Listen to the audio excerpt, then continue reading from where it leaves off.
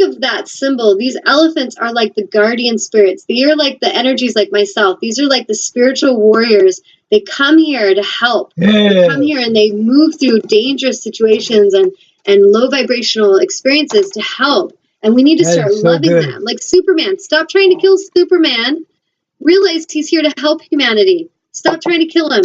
Like, we need to start realizing, don't compete with him. Don't compare to Superman. Try to take him out because you're threatened of him, because you've got wounded child issues. Superman. Love Superman. And Superman is a symbol. There's supermen, superwomen on this planet. They're here to help, and they're here to help humanity. Start honoring them and working with them instead of trying to take them down. That's my advice. Okay. Highly sensitive and socially connected. Elephants have much to teach us about the power of community and the gift of cooperation.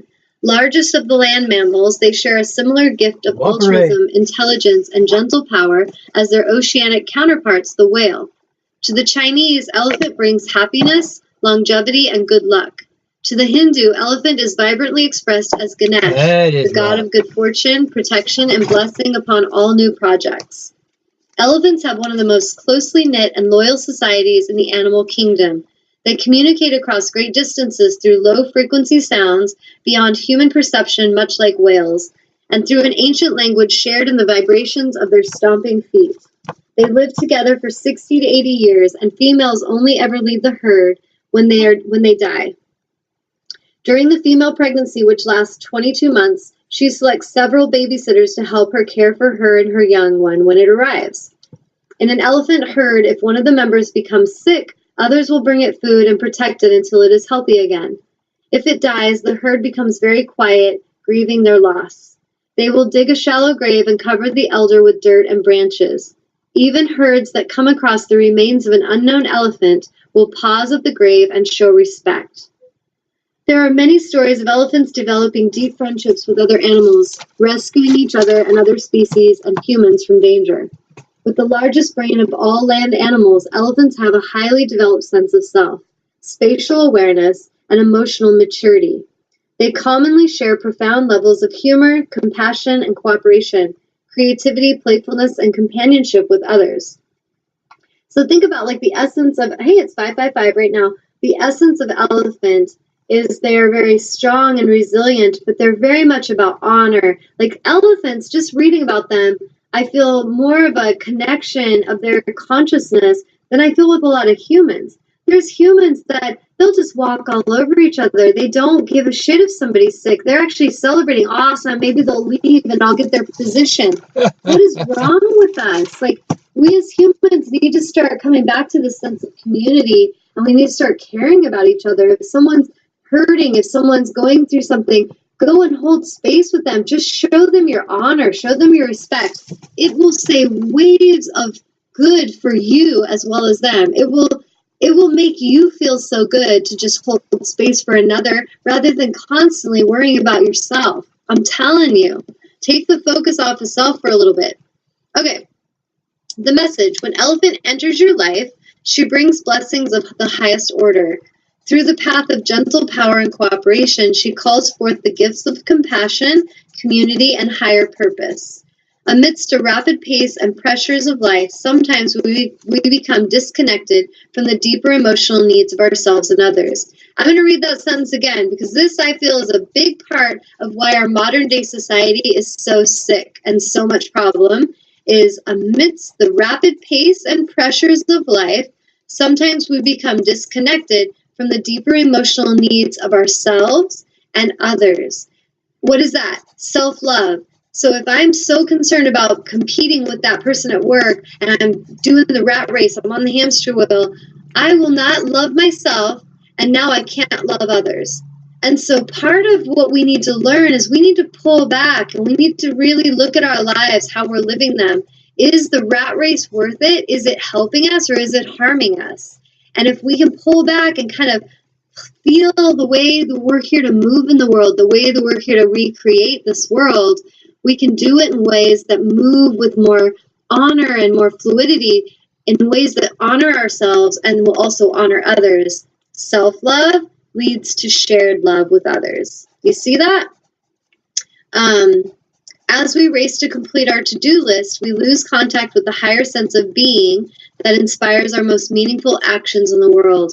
And that is true. We have to be in alignment with our beingness. That's going to come from consistent meditation, from stillness, from presence, sitting in the park and just listening and being. You're going to realize that's where your joy is coming from. That is where we feel aliveness and we feel joy and fulfillment.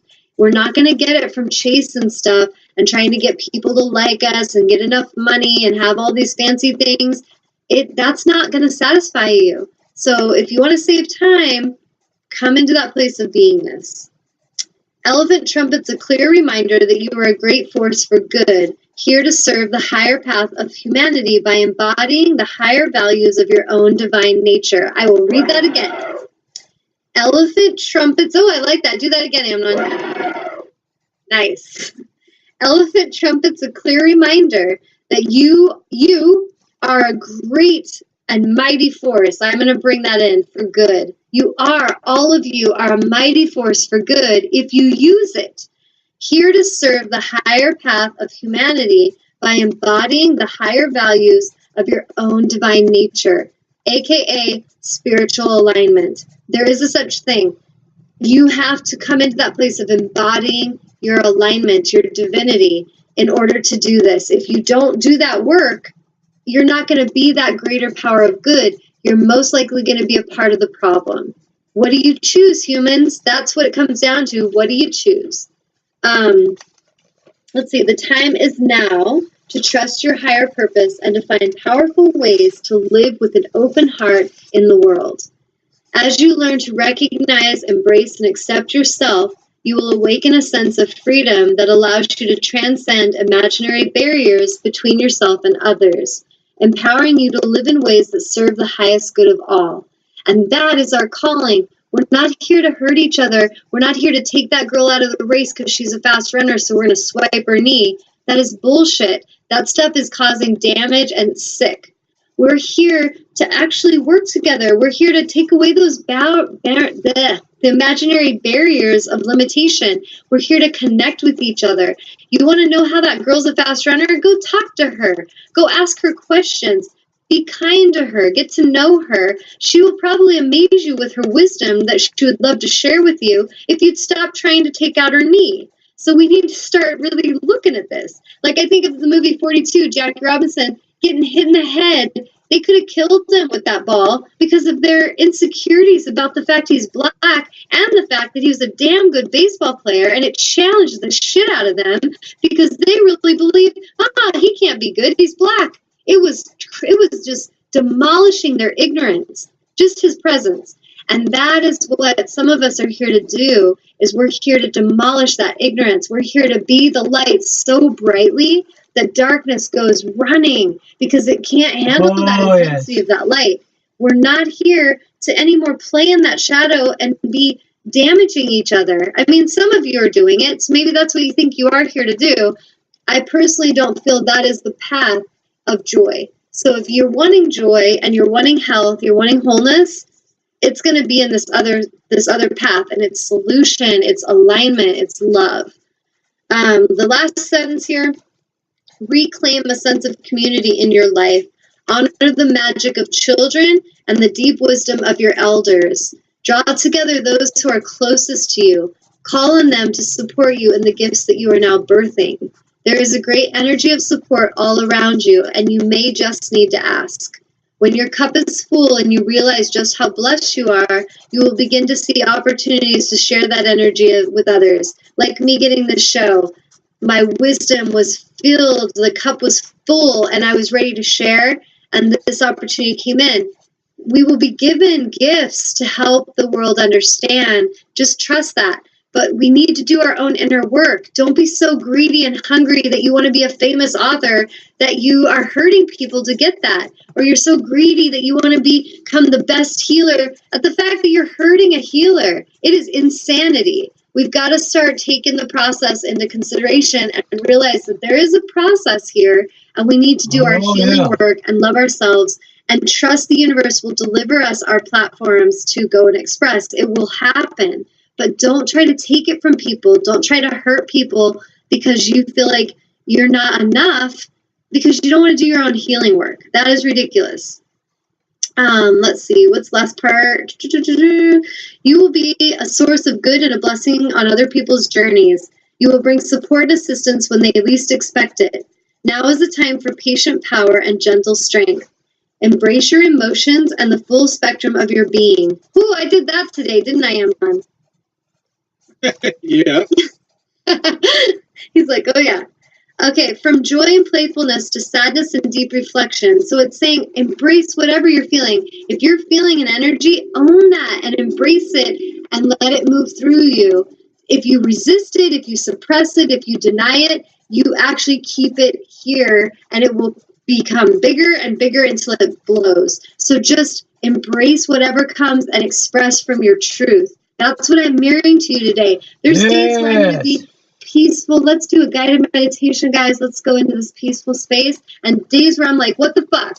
Like, that's just how it's going to happen. And so there's going to be people that will judge that. They're going to be like, she's wrong. She just said that. That is wrong. Oh, she's a dark healer. No, I'm not. I'm a truthful human channeling spirit. And I'm here to show you that owning your full embodiment of your emotions is healthy. And it's how you're going to heal yourself. And so if that causes a problem in you, investigate that in yourself. Why does that bother me so much? Why does that piss me off when someone talks like that? Why does it bother me that that woman dresses so beautifully and owns her power? Why does that piss me off? Go and explore that, and that's where your healing is. That's where you're going to find it. Okay, so the last part is the affirmation. I see the world through an open heart. My thoughts, words, and actions open the hearts of others. And so that, in essence, is what we're here to do. We're here to open our hearts, to be truthful, to be loving, and to ignite and embody divinity. And in doing so, we're going to actually inspire others to do the same. That's But right. don't lose faith or lose hope if people try to lash out at you, or they try to take you out of the race, they try to harm your name or image. It's, you know, it's unfortunate. I call those things missed opportunities to show love. And unfortunately, humans do this to each other a lot because a lot of humans are really hurting and they're very lost. And so when humans are lost and hurting, they want to hurt people. They want to shame people. They want to destroy you. But that is not their highest divinity. So express how you feel about that and then move back to focusing on all the honor, all the ones that show you honor, that show you respect. And for those of you that show me honor and respect and that show up every week and that you're doing your own light work in the world, you're holding space, you're speaking truth, you're being courageous leaders, you're daring to break boundaries and limitations and be the explorers and global shifters and shift leaders of the world. I bow with honor to each of you because I understand the work that we are all doing, and it is not the easiest work, and it is not always the most respected work, but we definitely deserve honor and respect. Even if you're not getting it, we all deserve it. Know that. So thank you guys so much for tuning in. Is there any last comments or anything that anybody wrote in? No. Okay. Apparently, I just was the one that had a lot of shit to say today. So that's okay. All right, guys. Well, I hope you all have a great week. And if any of you would like to connect with me to learn how to be more empowered, maybe you are wanting that and you're struggling in some way.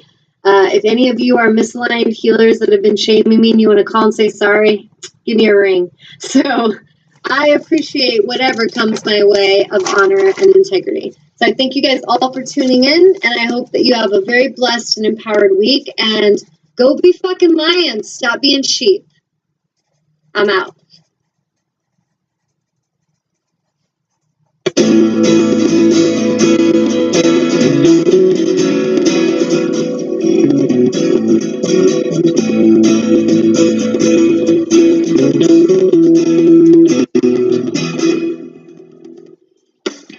You are tuned to the Nissan Communications Network.